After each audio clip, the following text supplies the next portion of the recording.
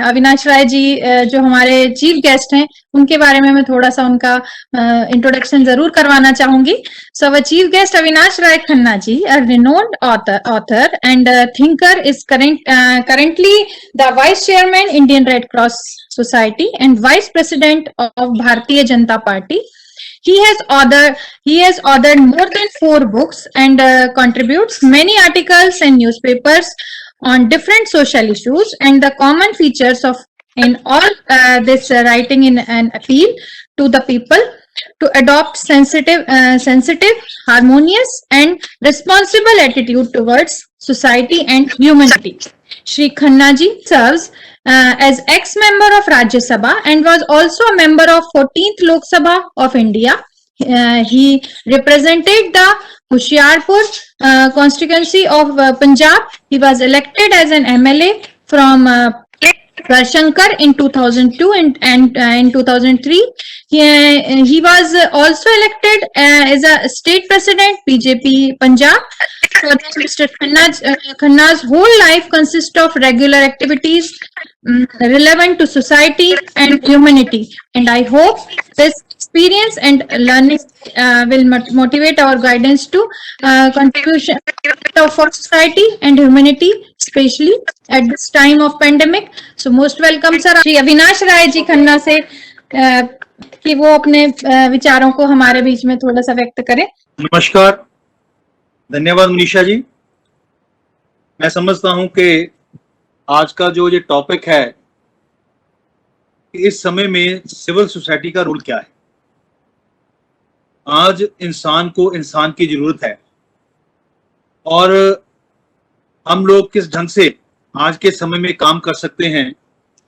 और आज का दिन जो आपने चुना है वो भी बड़ा एक इम्पॉर्टेंट दिन है. आज इंटरनेशनल रेड क्रॉस डे है. दुनिया भर में सेवा के काम आज हो रहे हैं. रेड क्रॉस हमेशा तत्पर रहता है कि कभी भी कोई किसी को प्रॉब्लम हो उसके लिए आगे आना. अभी अभी जब टॉक हो रही थी तो मेरे ट्वीट पे एक ट्वीटर आया किसी पत्रकार का कि चेन्नई में किसी को ब्लड की जरूरत है. तो मैंने आपकी बात भी सुनी, लेकिन साथ साथ में अपने रेड क्रॉस के लोगों को कहा कि चेन्नई में बात करके उसको ब्लड जो है मुहैया कराया जाए. मानवता के भाषण देना और मानवता की सेवा करना, इसमें बहुत अंतर है. जब तक आपका जीवन नहीं होगा, जब तक आप ह्यूमैनिटी के लिए सेंसिटाइज नहीं होंगे, तब तक आप ह्यूमैनिटी की सेवा नहीं कर सकते.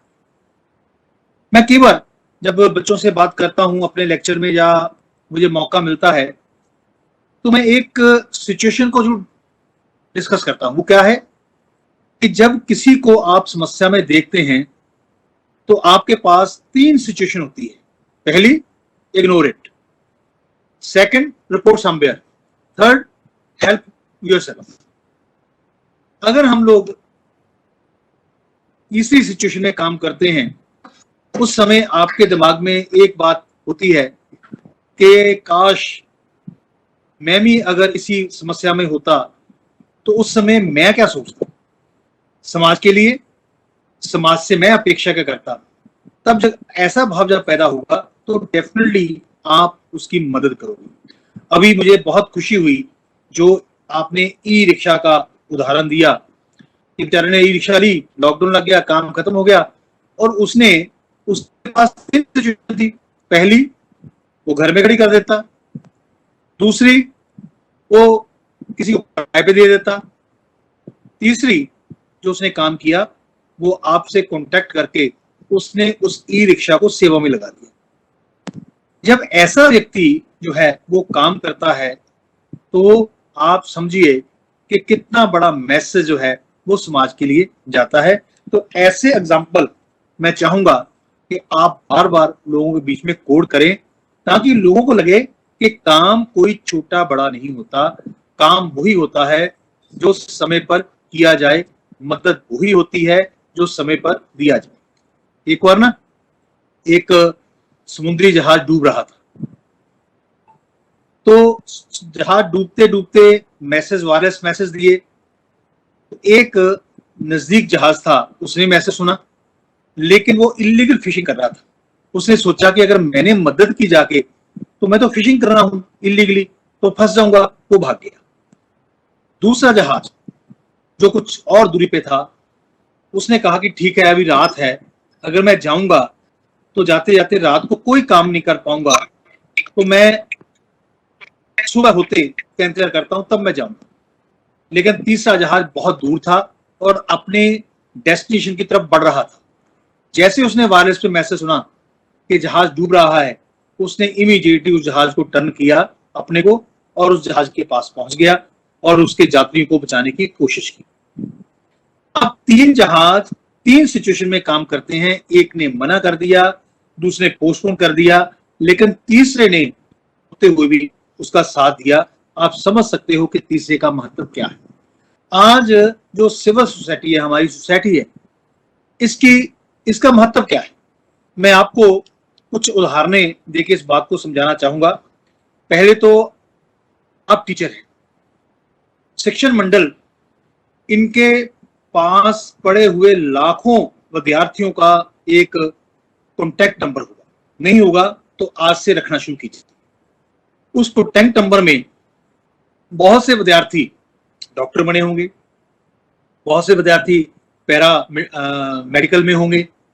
अगर आपका एक ग्रुप बन जाए और एक फोन हो जाए कि इमरजेंसी में आपको क्या करना है, आप जहां भी हैं, पैसे कमाना छोड़िए, पैसे की चिंता छोड़िए, आप किसी ना किसी व्यक्ति की मदद का जिम्मा जरूर लें। डेफिनेटली अगर 100 को फोन करोगे तो 60-70% लोग इमीडिएटली सेवा के ऊपर लग जाएंगे। आज का जो समय है, वो पहली बात, एक नेगेटिविटी का वायरस भी बहुत जल्दी से फैल रहा है। हर व्यक्ति नेगेटिव सोच रहा है, वो अपने आप को ऐसा सोच रहा है कि पता नहीं मैं जीऊंगा कि नहीं जीऊंगा। उस वायरस को हम बिना दवा के काउंसलिंग के साथ ठीक कर सकते हैं। आप एक लिस्ट तैयार कीजिए काउंसलर्स की, उनके फोन नंबर दीजिए। आज चंडीगढ़ रेड क्रॉस के साथ एक हेल्पलाइन तैयार की है। 12 डॉक्टर्स ने अपने टेलीफोन नंबर दिए हैं और 12 डॉक्टर्स ने एक एक घंटे का टाइम दे रखा है कि व्हाट्सएप के हमें मैसेज दो, हम आपका जवाब देंगे। ऐसा ही एक ग्रुप कि अगर इमरजेंसी है तो आप हमें कांटेक्ट कीजिए, हम आपकी सेवा में हाजिर होंगे। मेरा ख्याल है कि 10, 15, 20 ही फोन आएंगे आपको, लेकिन उनको एक तसल्ली रहेगी कि हाँ, अगर इमरजेंसी पड़ी तो मेरा कहीं ना कहीं कोई काम करने वाला व्यक्ति खड़ा है। जब पिछली बार कोरोना की लहर आई तो मुझे एक वर्ग की बड़ी चिंता हुई। वो वर्ग क्या था? वो वर्ग था अकेले रह रहे बुजुर्ग, जिनके बच्चे फॉरेन में हैं, जिनके बच्चे आर्मी में हैं, जिनके बच्चे सर्विस करते हैं कहीं और पेरेंट्स अकेले हैं। तो उनकी सेवा कौन करेगा, उनकी देखभाल कौन करेगा?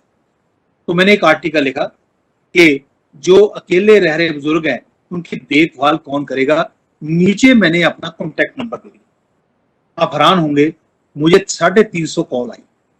उस कॉल में क्या था, कुछ लोगों ने इतना अप्रिशिएट किया कि कम से कम हमें तसल्ली है कि हमें सुनने वाला कोई है, कोई इमरजेंसी होगी तो आपसे बात करेंगे। कुछ लोगों ने कहा, खन्ना साहब, हम तो मिले नहीं, लेकिन जो आपने स्टोरी लिखी है वो हूबहू मेरी है। कारण क्या कि उन सबकी समस्या एक जैसी है। अब फोन कैसे आए, मदद कैसी मांगी? कटरा से सबसे पहले 7 बजे मुझे फोन आया कि आपका आर्टिकल मैंने पढ़ा है, मेरी ऐनक टूट गई है, मैंने एक लेंस के साथ आपका नंबर नोट किया और आपको फोन किया है, कर्फ्यू लगा हुआ है, क्या मुझे मेरी ऐनक बनवा के दे दो? अगर मैं ये सोचता कि ऐनक के बिना काम चल सकता है, लेकिन मैं खुद स्पेक्स लगाता हूं, जब मैं स्पेक्स उतारता हूं तो मुझे ना तो पढ़ सकता हूं ना मैं आगे देख सकता हूं। तो मुझे एहसास है कि इस स्पेक्स का कितना इंपॉर्टेंस है। मैंने इमीडिएटली अपने कार्यकर्ता को फोन किया, उसको कहा जाके नंबर लो, ऐनक बनवा के मुझको फोन करना। उस बुजुर्ग को जब ऐनक दी तो उसने मुझे थैंक यू भी किया और कहा कि हाँ, मैं अब देखने लग गया हूं, मैं अकेला रहता हूं, मैं खाना पीना सब मेरा छूट जाना था अगर मेरी ऐनक ना हो। एक व्यक्ति का फोन आया कि मेरा इनहेलर खत्म हो गया है, कफ खत्म हो गया है, बाहर कर्फ्यू है, आपने आर्टिकल लिखा है और 1 दिन का मेरे पास इनहेलर है, क्या मुझे आप इनहेलर दोगे? तो मैंने इमीडिएटली 2 इनहेलर को भेजे। ये सोसाइटी का काम है। आप पहले सेग्रीगेट कीजिए, सेपरेट कीजिए, कौन से काम पैसे वाले हैं और कौन से काम बिना पैसे के। बहुत से काम बिना पैसे के, वो काम क्या है? वो है अवेयरनेस। अवेयरनेस कैसी? इस हालत में, इस क्राइसिस में आपको जनता को ये अवेयर करवाना है कि कोरोना के टाइम में आपको कौन कौन से प्रिवेंटिव मेजर लेने हैं। वो मुफ्त के हैं। मास्क लगा के रखो, हाथ धो, 2 गज की दूरी रखो, इसमें कोई पैसा नहीं लगता। घर में साबुन है, कपड़ा है, हम यूज कर सकते हैं। अगर थोड़ा सा आगे बढ़ोगे तो जो लोग मास्क नहीं पहनते उनको अवेयर करो। अगर आप कुछ बना के घर से, जैसे मैं शाम को सैर करने निकलता हूं तो मेरा स्टाफ मेरे साथ जाता है और हमारे पास 10-15 मास्क होते हैं।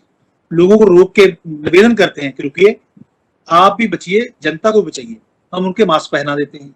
तो जब दूसरे दिन सैर पे निकलते हैं, खुशी होती है कि उनका मास्क पहना होता है। ये मुफ्त के काम है।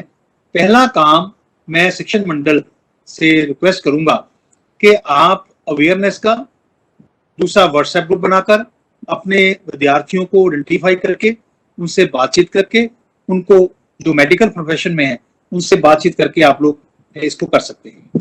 देखिए, जब हम सोसाइटी की बात करते हैं, क्योंकि मैं स्वयंसेवक हूं, हमें क्या सिखाया गया है मैं आपसे यूं शेयर करना चाहता हूं। हम जब ऋण की बात करते हैं तो माँ कहती है, देख बेटा, मैंने तुम्हें जन्म दिया, बड़ी मुश्किल से मैं पाला पोसा, तेरा ऋण, तेरे ऊपर मेरा ऋण है, मातृ ऋण। बेटा देखो, मैंने आपको पढ़ा रखा कर बड़ा किया, अब तेरा फर्ज है सेवा करना, वो है पितृ ऋण। भाई बहन देखिए, हम इकट्ठे बड़े हुए हैं, एक दूसरे की मदद करना वो भाई बहन का ऋण है। गुरु, मैंने आपको शिक्षा दी है, आपके ऊपर मेरा ऋण है, वो गुरु ऋण है। लेकिन जिस समाज ने हमें पहचान दी है, आज अविनाश खन्ना, आप मेरी बात सुन रहे हो, जिस समाज का ही कारण है कि अविनाश खन्ना आपके सामने बोल रहा है। अविनाश खन्ना अगर समाज के पहचान ना देता तो अविनाश खन्ना आपको जब भाषण ना दे पाता, आपसे बात ना कर पाता। बहुत पहले भी अविनाश खन्ना यही था, लेकिन आज अविनाश खन्ना आपसे बात कर रहा है। इसका मतलब समाज ने मुझे पहचान दी है, समाज ने मुझे काम दिया है, और समाज का ऋण सबसे इंपॉर्टेंट है। वो ऋण हमें उतारना चाहिए। माँ बाप का ऋण, गुरु ऋण, अपने भाई बहन का ऋण, पिता का ऋण, लेकिन उससे ज्यादा जो बड़ा ऋण है वो समाज का ऋण है। समाज का ऋण हम कैसे उतार सकते हैं? समाज का ऋण, जब जैसे ये कोरोना जैसी महामारी आती है, उसमें थोड़ा सा भी सहयोग करके, थोड़ी सी भी हम समाज की सेवा करके उस ऋण को हम उतार सकते हैं।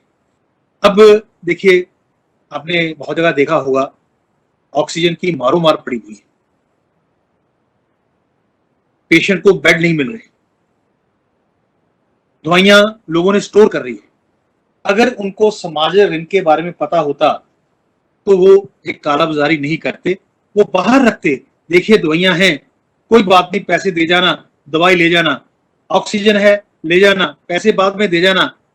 उसका समाज में क्या मैसेज आता कि यहाँ किसी चीज की कमी नहीं है, तो इतनी भाग दौड़ नहीं पड़ती। एक हमारे डॉक्टर हैं दोस्त, वो कोविड वार्ड बना रखा है उन्होंने सरकार के कहने पे। सूचना मिली कि वो कोविड वार्ड छोड़ रहे हैं, तो मैं, एक मेरे मित्र दोस्त डॉक्टर हैं, उनके पास गए ये कहने के लिए कि आपके 25 बेड है, 30 कीजिए, शहर को जरूरत है। वो तो दूसरा मन बना के बैठे थे कि मैं छोड़ने वाला हूं। क्यों?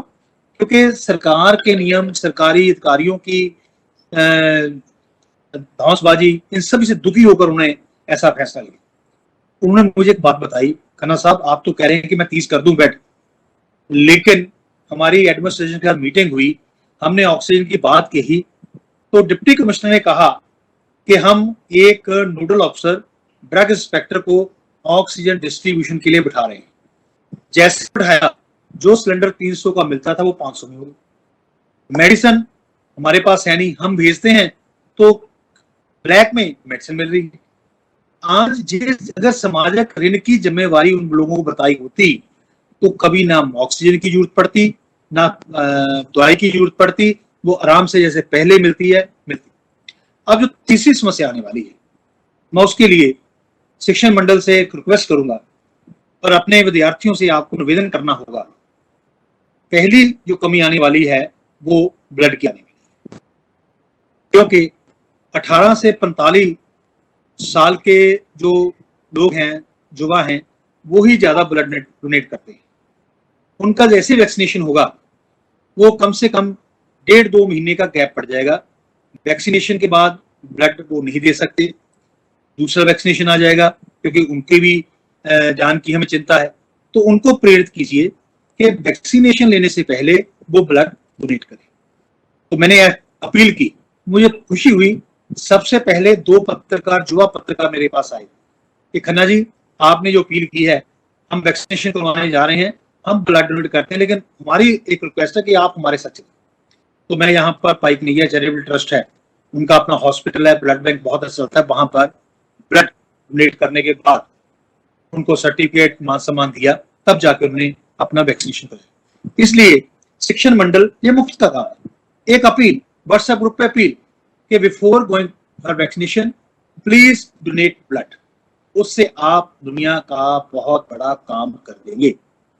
अब आपका भी विषय है रोल ऑफ द सोसाइटी, जो यही रोल है सोसाइटी का, यही रोल है हमारा।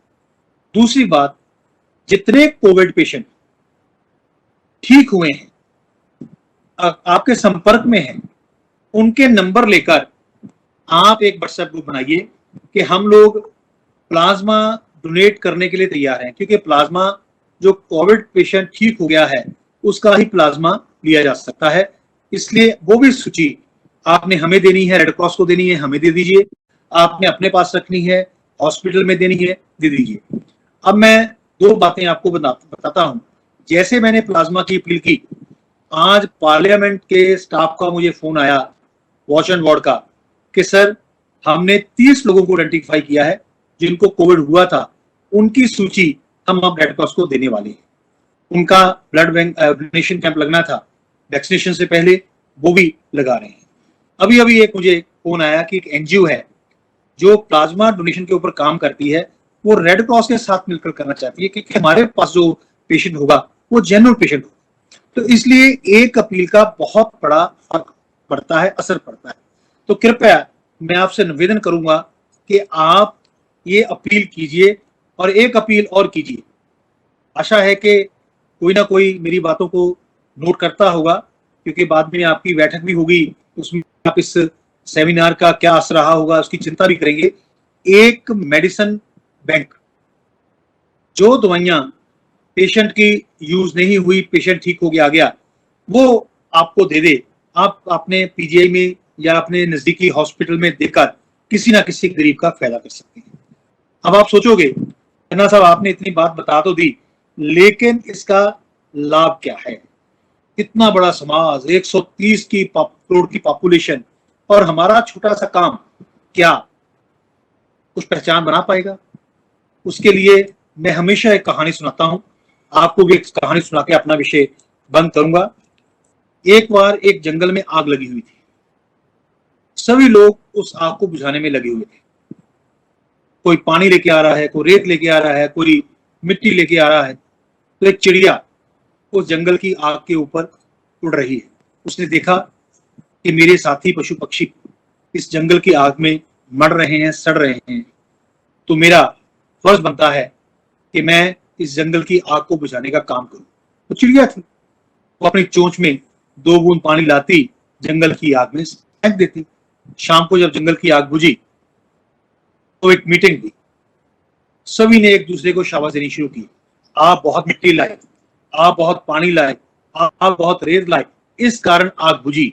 तो किसी ने मजाक में चिड़िया का पूछा कि चिड़िया जी बता, तेरे 2 बूंद पानी डालने से इतने बड़े जंगल की हो सकती? तो चिड़िया ने जवाब दिया, मुझे मालूम है कि मेरे 2 बूंद पानी डालने से इस जंगल की आग नहीं हो सकती, लेकिन जिस दिन इस जंगल की आग का इतिहास लिखा जाएगा, मेरी गिनती आग लगाने वालों में नहीं, बुझाने वालों में की है। इसी तरह जब कोरोना की हिस्ट्री लिखी जाएगी, इतिहास लिखा जाएगा, तो कौन कौन सी संस्थाएं आगे आई, उनका नाम भी सुनहरी अक्षरों में लिखा जाएगा। और जिन्होंने कालाबाजारी की, उनका नाम भी काले अक्षरों में लिखा जाए। हम अपना नाम सुनहरी अक्षरों में लिखाएं। एक इंसान के नाते इंसान का काम के काम आए, ऐसा प्रयास करने की कोशिश करें। आपने जो सेमिनार किया, जितने लोगों ने भी सुना, 80 से ऊपर लोग जुड़े हैं, तो कम से कम ये बहुत बड़ा मैसेज एक जो है वो समाज में जाएगा। एक एक काम को भी हम करने लगे तो बहुत बड़ा काम हम लोग कर पाएंगे। इतनी बात कहता हुआ मैं धन्यवाद करता हूं, आपने इस सेमिनार को आयोजित किया और रेड क्रॉस डे के ऊपर आयोजित किया। आशा करता हूं कि जितनी बातें यहाँ होंगी उसका एक बहुत बड़ा मैसेज समाज में जाएगा। बहुत बहुत धन्यवाद।